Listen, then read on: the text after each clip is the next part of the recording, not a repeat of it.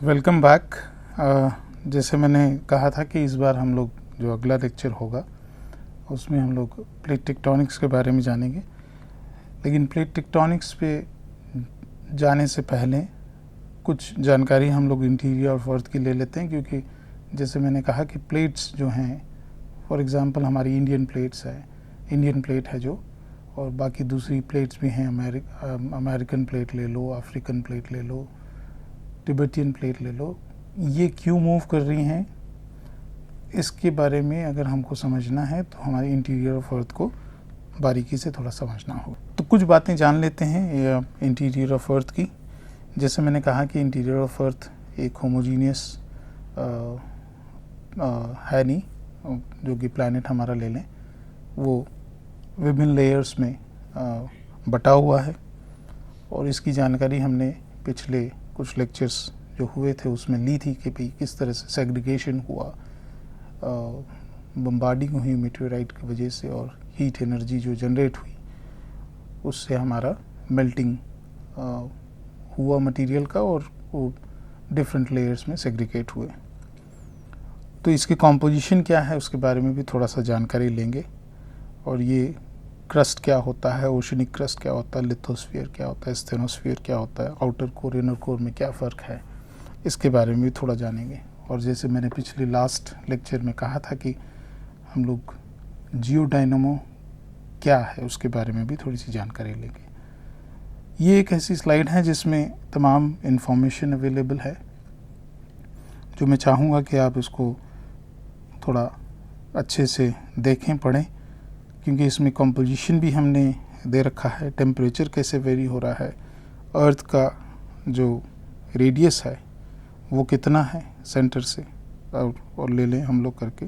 सो इसका रेडियस जो है वो 6371 किलोमीटर्स हैं करके। और इसमें ये जो भी लेयर्स हम लोग देख रहे हैं, ये डिफरेंट लेयर्स क्या हैं करके, तो हम लोग पहले से अगर शुरू करें ऊपर से करके, तो हमारे पास सरफेस पे हम लोग देखते हैं कि माउंटेन्स हैं जिसको, और फ्लैट सरफेस भी हैं जो सतह हैं आपकी, इसको हम लोग कॉन्टिनेंटल क्रस्ट कहते हैं करके। और इसकी थिकनेस जो है वो वेरी करती है आपकी 20 से 70 किलोमीटर तक, और कहीं कहीं पे आपकी 80 किलोमीटर भी जाती है करके। और सबसे थिकेस्ट जो है, ये बहुत ही अहम बात है जो कि याद रखने की ज़रूरत है आपको, कि सबसे थिक क्रस्ट जो है वो हमारी पाई जाती है हिमालय में। हिमालय के नीचे, मतलब जो हमारी पर्वतीय श्रृंखला है, ये पूरी जो है इसका थिकनेस करीब करीब नहीं तो 70 से 80 किलोमीटर तक जाता है। सो थिकेस्ट क्रस्ट है हमारे पास। और ओशनिक क्रस्ट जो है ये जिसमें जो पानी में डूबी रहती है, और ओशनिक क्रस्ट का जो है वो आपका थिकनेस जो है वो वेरी करता है 5 से 8 या 10 किलोमीटर तक आपका ये है करके। इसके कॉम्पोजिशन अलग हैं कर इसके दोनों। ये कॉन्टिनेंटल क्रस्ट जो है वो मोस्टली जो रॉक्स हैं वो lighter as well as darker rock से बनता है। तो और जो सिलिका और एल्यूमिनियम की जो है मटेरियल से बना है, और तो वो है वो लाइटर कलर दिखाता है करके। लेकिन अगर मैग्नीशियम है उसमें तो वो डार्कर कलर दिखाता है। और एग्जांपल भी दे रखा है यहाँ पे, ग्रेनाइट जो हम लोग कहते हैं, और कहीं कहीं पे उसको टर्मिनोलॉजी को जो प्रोनाउंसिएशन है वो ग्रेनिट कहते हैं उसको। सो ग्रेनिटिक रॉक जो हैं वो लाइटर होते हैं क्योंकि उसमें सिलिका और एल्यूमिनियम है, और आपका सिलिका और मैग्नीशियम जहाँ पे है वो बेसाल्टिक रॉक डार्कर है। ये एग्जांपल है एक करके इसका। और इसी तरह से और इसको शॉर्ट फॉर्म जो है हम लोग कहते हैं सियाल और सीमा, ठीक है। तो यहाँ पे सिलिका एल्यूमिनियम और सिलिका मैग्नीशियम हो गया आपका। उसके बाद दूसरी चीज़ जो इसी में ओशनिक क्रस्ट में इसी बारे में अगर जानकारी लें, तो हमारे पास सिया और सीमा है जो कि सिलिका और मैग्नीशियम है। ये डार्कर ज़्यादातर रॉक्स पाए जाते हैं करके। और एग्जांपल हमेशा जो हम लोग एक कहें कि जो एक बेस्ट एग्जांपल है इसका ओशनिक क्रस्ट का, तो बेसाल्टिक रॉक्स हमारे यहाँ पे देखेंगे। अच्छा, इसमें दूसरी चीज़ ये है कि इसकी डेंसिटी भी जो है वो वेरी करती है। जैसे कॉन्टिनेंटल क्रस्ट की जो डेंसिटी है वो करीब करीब 2.7 जी पर क्यूबिक सेंटीमीटर है, और यहाँ पे जो है ये इससे हेवियर है कंपैरेटिवली। तो ये आपकी 3.2 की डेंसिटी है। ये तो हैवी है, ये लेकिन लाइटर है। इसमें दोनों तरह के रॉक्स पाए जाते हैं, लेकिन कंपैरेटिवली इसका एवरेज अगर निकालें तो ये लाइटर है, ये ज़्यादा डेंसर है और डेंसिटी इसकी ज़्यादा होती है, इसमें वेट काफ़ी होता है।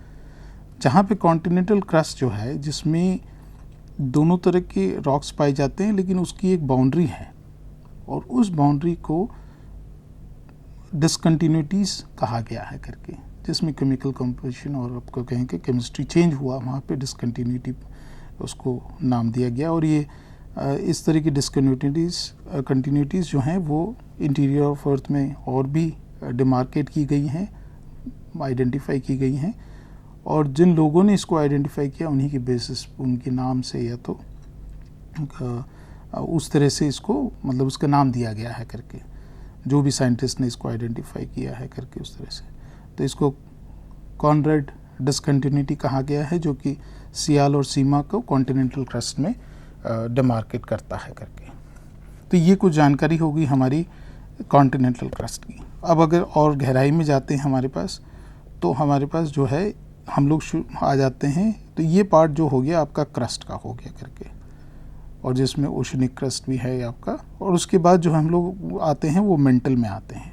तो ये दूसरा एक इम्पॉर्टेंट लेयर है अर्थ का, जो कि मेंटल है। और इसका ऊपर वाला इलाका जो पोर्शन है वो काफ़ी सॉलिड है। तो ये सॉलिड पोर्शन जो है वो मेंटल का अपर पोर्शन है, और जो क्रस्ट, ये दोनों को अगर मिला के एक नाम दिया गया है आपका लिथोस्फीयर। तो मेनली जो हमारी टेक्टोनिक प्लेट्स हैं उसको हम लोग कहते हैं लिथोस्फेरिक प्लेट्स। ओके, तो ये हम लोग नाम देते हैं लिथोस्फेरिक प्लेट्स। ये हमारा जो है वो तमाम जो प्लेट्स के बारे में बात कर रहा था मैं जैसे, तो ये हमको उसको लिथोस्फेरिक प्लेट कहते हैं। तो इंडियन प्लेट हो गया हमारा एक एग्जांपल है, ठीक है। दूसरा हमारा हो गया अमेरिकन प्लेट, इवन हम लोग ये ऑस्ट्रेलियन प्लेट भी कहते हैं। तो ये ऑस्ट्रेलियन प्लेट हो गई हमारी। फिर हमारे पास और भी हैं करके साउथ अमेरिकन प्लेट भी है। तो ऐसी बहुत सारी प्लेट हैं, dozens of plates are there, तो जिसको हम लोग जो लिथोस्फेरिक प्लेट कहते हैं। अब इससे नीचे अगर हम लोग आते हैं करके, तो हमारे पास है एक ऐसा लेयर है जो कि सॉलिड नहीं है करके, जो कि पार्शियली मोल्टन है हमारा, और उसको कहते हैं हम लोग पार्शियली मोल्टन, उसको कहते हैं स्टेनोस्फीयर पर। तो ये हमारा एक लेयर है जो कि पार्शियली मोल्टन है, और ये लेयर है जो कि इज रिस्पॉन्सिबल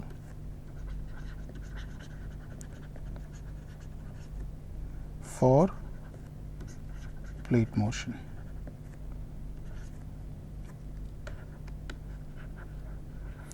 वापस लिख देते हैं इसको, कोई प्रॉब्लम नहीं है इसमें। तो ये बेसिकली रिस्पॉन्सिबल है आपका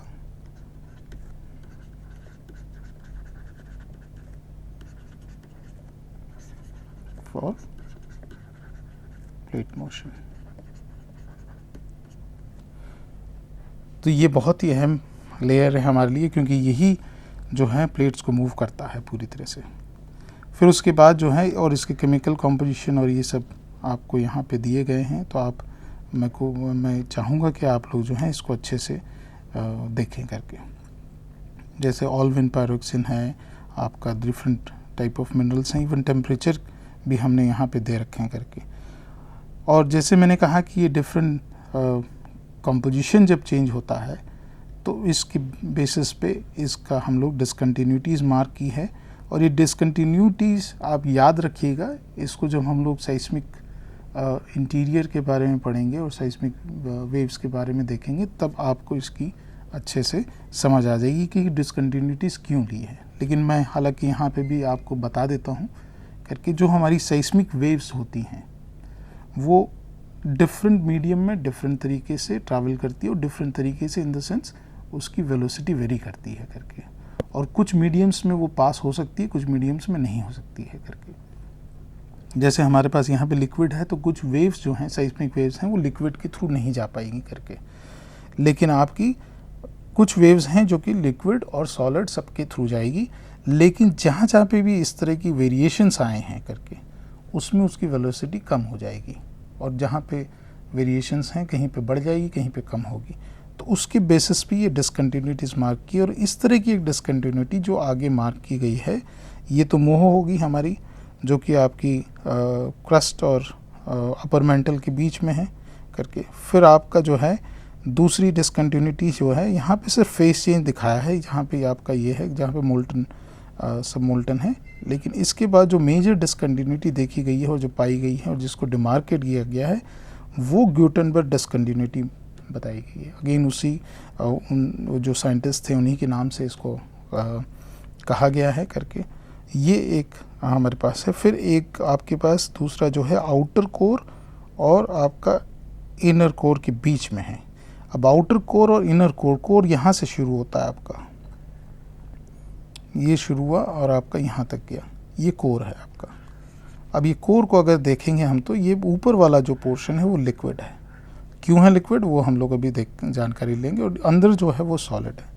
अब आप कहेंगे कि अरे टेम्परेचर तो जो नीचे जा रहे हैं हम तो बढ़ रहा है करके आपका, तो नीचे इतना ज़्यादा टेम्परेचर जो गहराई में करके, और तो गहराई में तो 3000 से ऊपर का टेम्परेचर है, जो कि 3000 से लेके 5000, 5500, 6000 तक जाता है डिग्री सेल्सियस। तो यहाँ पे जो है ये सॉलिड क्यों है और ये ऊपर वाला पोर्शन लिक्विड क्यों है, इसके बारे में भी हम लोग देखेंगे। लेकिन हमारे लिए सबसे ज़्यादा महत्व ये है कि इस एरिया में क्या हो रहा है करके, ये वाला पोर्शन में, ये हमारे लिए बहुत ही अहम है करके। और ये लिथोस्फेरिक प्लेट्स जो हैं वो कैसे मूव कर रही है और लैंडफॉर्म्स कैसे बन रहे हैं, और इसको फ्यूचर में इसको हम लोग कैसे देखें कि इससे क्या क्लाइमेटिक इफ़ेक्ट होगा, और क्या हमारा जो सरफेस के ऊपर जो लैंडस्केप है हम लोग कहते हैं, तो लैंडस्केप कैसे बदलाव उसमें आएगा करके। तो इसकी जानकारी हम लोग धीरे धीरे आगे लेते हैं करके। So let's move ahead. तो ये आपका था, और ये मोर डिसकंटिन्यूटी है यहाँ पे जो बताई है करके आपको।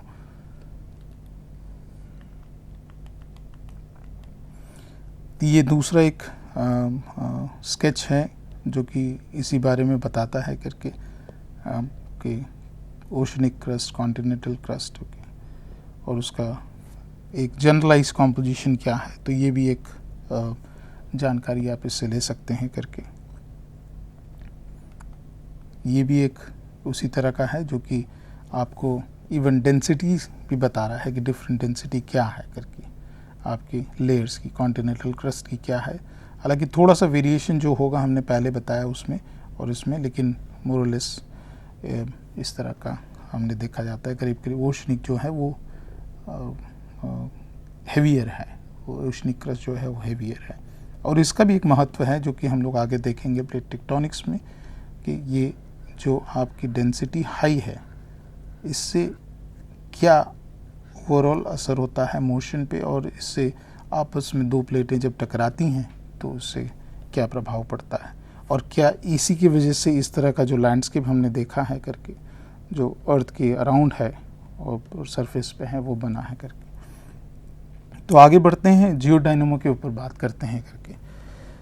तो जियोडायनेमो बेसिकली क्यों कहा जा रहा है करके, क्योंकि हमारा जो अर्थ है, जो प्लैनेट है, उसमें एक मैग्नेटिक फील्ड है, और वो मैग्नेटिक फील्ड कौन सा लेयर जनरेट करता है इसमें हम लोग इसकी जानकारी लेंगे। तो हमारा जो नॉर्थ पोल अगर हम लोग कहते हैं, तो नॉर्थ पोल जो है वो करीब करीब जो है वो एक्सिस से, जो अर्थ की एक्सिस है उससे करीब 11 डिग्री टिल्ट है करके। तो अगर बड़ा एक हम लोग मैग्नेट बार ले लें करके और उसको कहीं पे भी रखें जो कि थोड़ा सा इंक्लाइंड हो, तो उसकी जो मैग्नेटिक फील्ड जनरेट होगी वो कुछ इस तरह से जनरेट होगी, जो कि इसमें एरोस से बताया गया है कि भाई ये आपका यहाँ से आएगा और ये जाएगा करके, और इस तरह से आपका यहाँ पे भी देखा जाएगा। तो ये मैग्नेटिक फील्ड है। और जब आयरन इसके अगल बगल में आप आयरन की चिप्स रखेंगे तो वो इस तरह से कुछ आपका शेप दर्शाएगी करके। तो ये हो जाएगा, हमारे पोल्स हो जाएंगे इधर पे, और ये बीच में इक्वेटोरियल पार्ट हो जाएगा करके। तो ये एक मैग्नेटिक फील्ड जो जनरेट हो रही है वो किस लेयर से जनरेट हो रही है, तो इसको थोड़ा सा देखते हैं। तो यहाँ पे जो हम बात बता रहे हैं कि अगर मान लीजिए कि आपका the magnetic field of A bar magnet is revealed by the alignment of iron fields, ये दिखाया है करके ऑन पेपर अगर रख के रखते हैं और उसको स्लाइडली इंक्लाइन करते हैं नॉर्थ की तरफ 11 डिग्री से, so earth magnetic field is much like the field that would produce if a giant bar magnet were placed at the Earth's center and slightly inclined by almost 11 degrees from the axis of rotation. So a compass needle points to north magnetic pole because it orients in the direction of local line of forces, because ये magnetic जो field बन रही है वो एक तरह के forces हैं करके आपके। तो इस तरह का एक कुछ चित्र बनेगा और जहाँ पे यहाँ मैग्नेटिक चिप से बताया गया करके।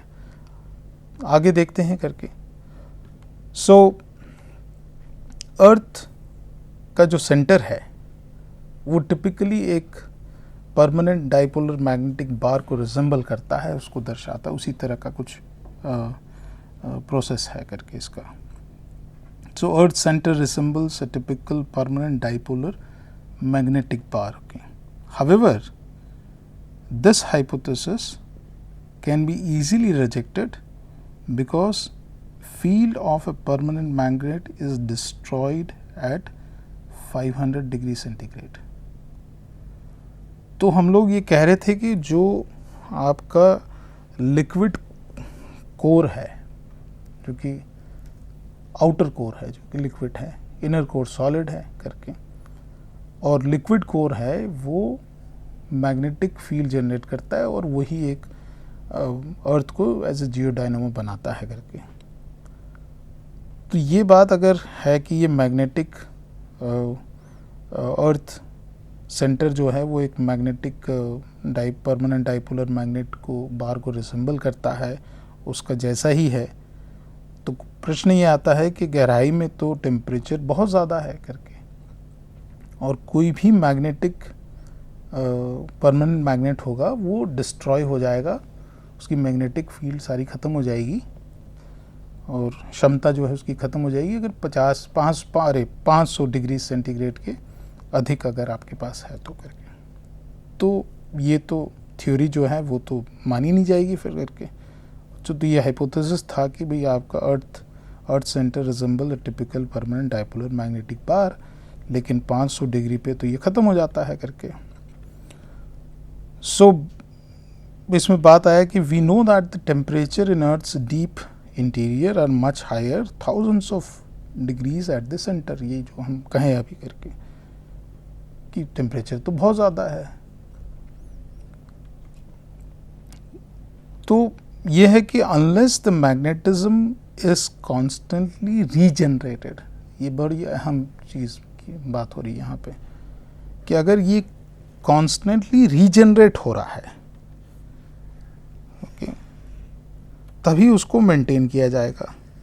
मतलब ये कह रहे हैं कि unless the magnetism is constantly generated it can not be maintain. मतलब अगर नहीं रीजनरेट करोगे कंटिन्यूसली, उसको ख़त्म हुआ फिर से बना, ख़त्म हुआ फिर से बना, तो वो हम लोग मैग्नेटिक जो फील्ड है उसको हम लोग मेंटेन नहीं कर पाएंगे। अगर वो मेंटेन नहीं किया तो हमारे जो रोटेशन हो रहा है वो नहीं होगा, तो हमारे पास सीजन्स भी नहीं होंगे करके। तो क्या इसका प्रभाव दूसरा पूरी धरती पे, उसके एनवायरनमेंट पे क्या पड़ेगा, हम लोगों पे क्या पड़ेगा उसका असर, ये भी एक बहुत बड़ा प्रश्न है। तो ये एक हाइपोथेसिस दिया गया जो कि हम लोग यहाँ देख रहे हैं कि अर्थ जो है, अर्थ का जो सेंटर है वो एक टिपिकल परमानेंट डाइपोलर मैग्नेटिक बार है, ठीक है। लेकिन ये कहा कि अरे ठीक है, अर्थ का सेंटर जो है अगर है तो सेंटर में तो टेम्परेचर बहुत ज़्यादा है करके, और ये 500 डिग्री पे तो परमानेंट मैग्नेट डिस्ट्रॉय हो जाता है करके आपका, क्योंकि भाई अर्थ के डीप इंटीरियर में बहुत ही हाई टेम्परेचर होता है। तो अनलेस एंड अनटिल ये इसको रीजनरेट कॉन्स्टेंटली नहीं करेंगे हम लोग, तो ये मेंटेन नहीं कर पाएंगे हम लोग। तो ये मुद्दा जो है, ये बातें हमने यहाँ की, आगे देखते हैं करके। सो साइंटिस्ट ने ये सजेस्ट किया कि अ theory that heat flowing out of Earth's core causes convection that generates and maintain magnetic field। तो कन्वेक्शन का मतलब जनरली ये होता है आपका एक इस तरह से साइकिल चली जाती है करके, ये चलती जाती है करके, ठीक है। ये कन्वेक्शन जो है हमारा ये होता है। और सिंपल एग्जांपल हम आपको अगर दें तो अगर आप एक बीकर में पानी ले लें और सोप सॉल्यूशन उसको बना दिया, तो आपका कोई सोडा डाल दें उसमें करके और उसको हीट करें, ठीक है। तो बॉइलिंग पॉइंट जब आएगा आपका, तो आपको समझ आएगा कि उसमें एक सॉर्ट ऑफ एन सर्कुलेशन पैदा होता है करके। तो ये कन्वेक्शन करंट्स हैं आपके। और ये कन्वेक्शन जो है ये हमारे जो है अर्थ कोर में जनरेट जो होता है, इसी की वजह से हमारा मैग्नेटिक फील्ड बनी रहती है करके। तो scientist suggested that a theory that heat flowing out of earth's core causes, क्योंकि नीचे टेम्परेचर बहुत ज़्यादा है आपका, तो यही आपका एक कन्वेक्शन करंट जनरेट करता है and maintain the magnetic field. Question again एक है, इसमें सवाल है करके, a magnetic field is created by convection in outer core but not by convection in the mantle. जो मेंटल पोर्शन है हमारा, उसमें कन्वेक्शन तो नहीं हो रहा है करके आपका, और जो कोर वाला पोर्शन है आउटर कोर है। तो ये दो चीज़ आप ध्यान में रखिएगा कि आउटर कोर की बात हो रही है और मेंटल की बात हो रही है। मेंटल हमारा कोर के ऊपर है करके। सो द क्वेश्चन है the magnetic field, a magnetic field is created by convection in outer core but not by convection in the mantle. Mantle में भी हमारा कन्वेक्शन जो ऊपर वाला पार्ट है, जो मेंटल का हमने कहा कि जो पार्शियली मोल्टन है, वो भी कन्वेक्शन तो है बट इतना कन्वेक्शन नहीं है जितना कि हमारे नीचे पैदा हो रहा है। So it has been suggested that the outer core is primary made up of iron. और ये एक और चीज़ यहाँ पे आ रही है कि हमारा जो मेंटल है उसमें प्योर आयरन और निकल नहीं है, नीचे हमारे पास आयरन है, क्योंकि आयरन जो है हेवियर था इसलिए नीचे चला गया जब अर्थ का डिफरेंट सेग्रीगेशन हो रहा था तब। So the outer core is primarily made up of iron which is a very good electrical conductor whereas silicate minerals. क्योंकि हमने देखा कि जो मेंटल है और जो मतलब मेंटल का अपर पोर्शन भी है और उसमें भी हम लोग देखते हैं, तो इसका कॉम्पोजिशन जो है सिलिकेट रॉक से है करके, सिलिकेट और मैग्नीशियम रॉक है करके। तो ये भी एक सवाल जो था कि भाई ये आउटर कोर में कन्वेक्शन क्यों हो रहा है, और वो कन्वेक्शन जो है वो इतना हो रहा है कि जो मैग्नेटिक फील्ड जनरेट करता है, तो भी मेंटल में क्यों नहीं हो रहा करके। अगर मेंटल की पार्ट करें तो अपर मेंटल तो लिथोस्फीयर तो है, लेकिन लिथोस्फीयर के नीचे एक पार्शियली मोल्टन लेयर भी है, स्टेनोस्फीयर है। तो उसका फिर कहा गया कॉम्पोजिशन थोड़ा सा अलग है, क्योंकि सेंटर में जो हमारे पास आउटर कोर है, ये आउटर कोर जो है ये मेड अप ऑफ आयरन है, वेरस इज और वो ये आयरन जो है which is a very good electrical conductor, whereas the silicate rocks of mantle, ठीक है, are very poor electrical conductor. तो जो इसको नाम भी दिया गया है, तो अब थोड़ा सा इसमें क्लैरिटी आपको आ जाएगी कि हम लोग इसको कहते हैं जियो डायनमो, जो हमारी गाड़ियों में लगता है, कार्स में है, और इसमें डायनमो जो लगता है वो क्या करता है, वो बेसिकली वो तो मैग्नेटिक फील्ड ही से आपका जनरेट होती है करके, तो चीज़ें जो ऊर्जा जनरेट होती हैं, तो इसको इसीलिए इसको जियो डायनमो कहा गया है करके। फर्दर अगर हम लोग इसमें देखते हैं, the convective motions are of million times more rapid in the liquid outer core than in solid mantle. Solid जो है पार्शियली मोल्टन जो हम लोग बात करें, या तो लेकिन लिक्विड यहाँ पे जो है इसमें इसका जो साइकिल है, या तो हम लोग कहेंगे इसकी क्षमता है बहुत अधिक है, मतलब बहुत जल्दी वो मतलब कन्विक्शन करंट बहुत ज़्यादा पैदा करता है कंपेयर टू मेंटल। तो ये भी एक दूसरा रीज़न है करके।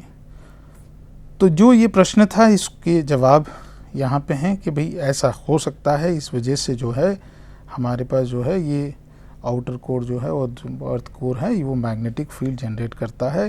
रीज़न है कि outer core is primarily made up of iron which is a very good conductor of electricity, very silicate rocks जो मेंटल के हैं वो पुअर इलेक्ट्रिकल कंडक्टर हैं करके।